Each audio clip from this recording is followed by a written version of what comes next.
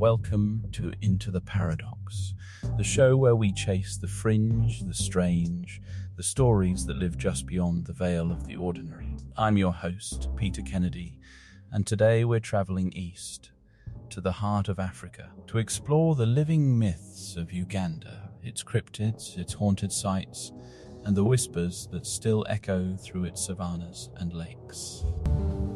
If you're new here, I'm a former investigative journalist turned restless truth seeker. I've chased the Jersey Devil, trekked the jungles of Borneo for the orang pendid, and I'm still trying to figure out what's really out there. Tonight, I'm joined by someone who knows those stories from the inside out. Dr. Charity Nambasa, a cultural anthropologist at Makerere University, who spent the last decade living among the Baganda, Acholi, and Karamojong, collecting oral histories that have never been printed. Thank you, Peter. It's a pleasure to be on Into the Paradox. Uganda is a land where the line between the seen and the unseen is often drawn in the dust of a hoof print or the ripple of a lake at twilight. I'm excited to share some of those stories with you and hopefully our listeners. Fantastic. Before we dive into the specific creatures and hauntings, can you give us a quick cultural map? How do Ugandans generally think about the supernatural? In many Ugandan societies, the world is understood as a layered reality. Matuke plantain fields you walk through by day are also pathways for Abantu, the spirits of ancestors, and Ekintu, the unseen forces that shape daily life. The belief system is not a single monolith. The Baganda speak of Bakasimba forest guardians, the Acholi have Jok malevolent spirits, and the Karamojong talk about Nyekere, the nighttime beasts that guard the savannah.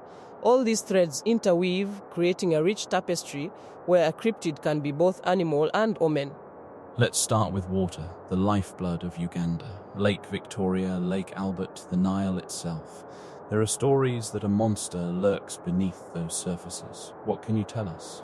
Lake Victoria is Africa's largest lake, and with its 68,800 square kilometers of water, it's natural that stories rise from its depths.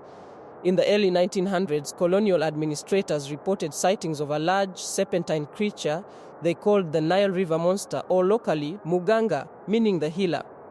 Fishermen described a dark, elongated shape about 15-20 feet long, moving silently beneath the surface, often near the old fishing villages of Gyaba and Entebbe. Muganga, the healer. That's an odd name for a monster. Exactly. In Luganda, Muganga is also a term for a traditional healer. The story goes that the creature appears when a community is plagued by a disease outbreak. It supposedly surfaces, drags a sick child onto its back, and disappears into the depths, after which the illness fades. Some interpret it as a metaphor for the healing powers of the lake's resources, while others see a literal aquatic guardian. Do we have any modern sightings? There have been a handful in the last decade.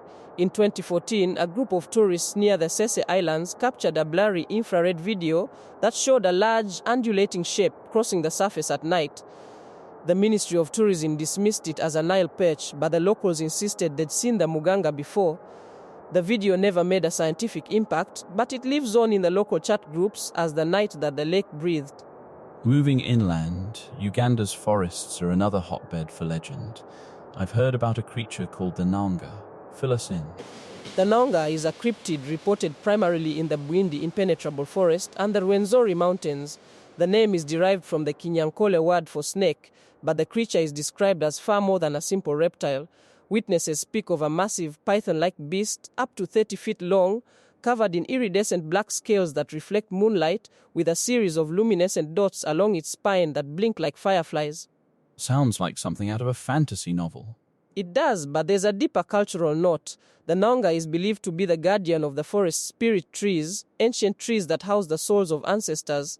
When a logging crew cuts down a spirit tree, the Nanga is said to emerge, coiling around the felled trunk, rattling its scales and singing a mournful wail that can be heard for miles.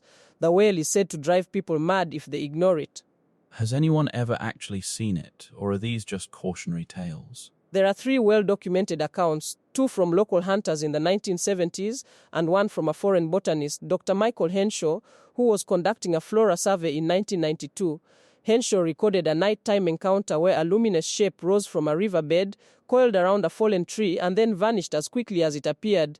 He published a brief note in African Journal of Ethnobiology and later disappeared under mysterious circumstances while trekking deeper into the forest. Some say he was taken by the Nonga, others think he simply fell ill. That's chilling, and it gives the forest a palpable sense of agency. Now let's switch gears to urban hauntings. Old Kampala, the old colonial capital, is reputed to be haunted. What does the ghost lore look like there? Old Kampala is a mosaic of colonial architecture, markets, and the ancient Mengo Hill. The most persistent ghost story is that of the Lady in White of Kabaka's Palace. According to oral tradition, during the British Protectorate era, a young woman named Kiganda was forced into a marriage she did not consent to, her lover being a freedom fighter. When the British discovered the affair, they ordered her execution under the pretense of a public health quarantine. She was buried in an unmarked grave within the palace grounds. And the sightings? Since the 1980s, night shift security guards report a figure dressed in a flowing white gomesi, traditional dress, gliding through the palace corridors, stopping at the old courtroom where her trial allegedly took place. She's said to leave a faint scent of jasmine, a flower that was her favorite. Those who have seen her often report sudden drops in temperature and a feeling of being watched. Some say that if you whisper a personal secret to the lady, she will grant you safe passage in your own life struggles. That's a potent mix of tragedy and hope. Exactly. In Ugandan culture, ghosts or ebisanyizo aren't always malevolent. They often function as moral guardians, reminding the living of past injustices.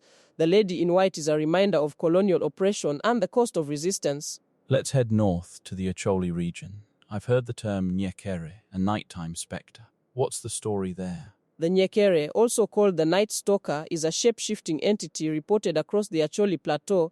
Descriptions vary. Some say it appears as a large, black canine with glowing amber eyes. Others claim it's a tall, lanky figure draped in a tattered Habesha cloak that can melt into the mist. Its hallmark, however, is its ability to mimic human voices, particularly the cries of children.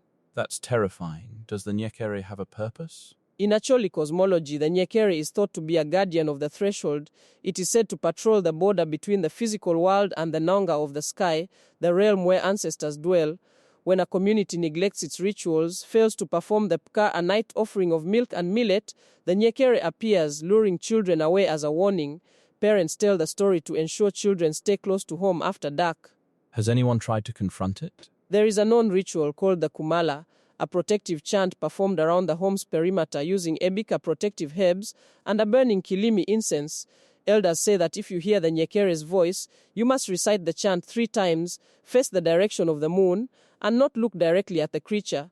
Those who have followed the steps report that the sound stops abruptly, replaced by the gentle rustle of leaves. We've got a quick email from a listener in Nairobi, Moses K. He writes, I'm heading to the Ruwenzori range next month. Any tips on staying safe from the Nanga? Charity, what would you advise a traveler?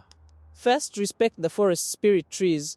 If you come across a large tree with a hollow at the base, leave a small offering, perhaps a piece of cooked banana or a handful of groundnuts. Second, travel with a Banta local guide who knows the old chants. And third, avoid moving at night unless you've performed the Kumala chant. The Nanga respects those who show reverence. Great advice. Thanks, Moses, and thank you, Charity, for sharing those practical tips. Now, let's play devil's advocate. From a scientific perspective, many cryptids turn out to be misidentified known animals.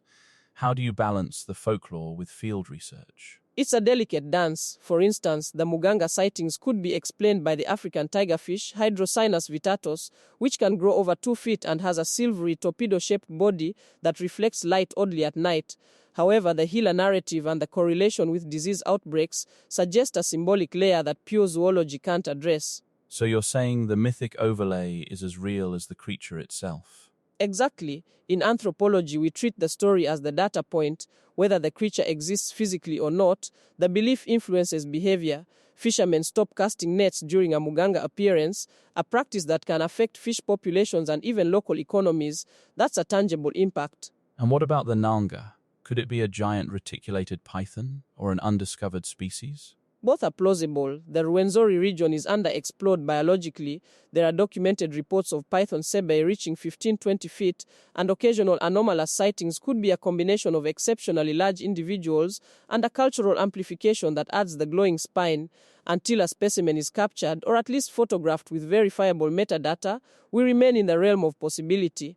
That's the essence of Into the Paradox, the overlap between the known and the unknown. Charity, as someone who lives amidst these stories, what's your personal takeaway? Do you think there's truth out there, or is the truth the story itself? I think it's both. The truth of a cryptid may be a biological fact, but the truth of the story is the cultural truth, how communities make sense of danger, disease, and the environment.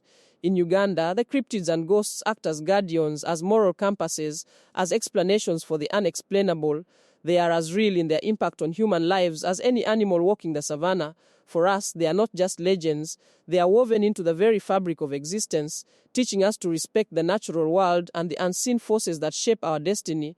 It's a profound way of understanding the world, and it reminds us that there's always more to discover, both within ourselves and in the shadows of the savannah.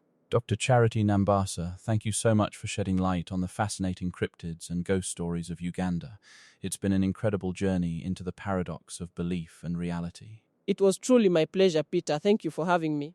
And to our listeners, thank you for joining us on this extraordinary expedition. Remember, the world is full of wonders, both seen and unseen. Until next time, keep exploring the fringes.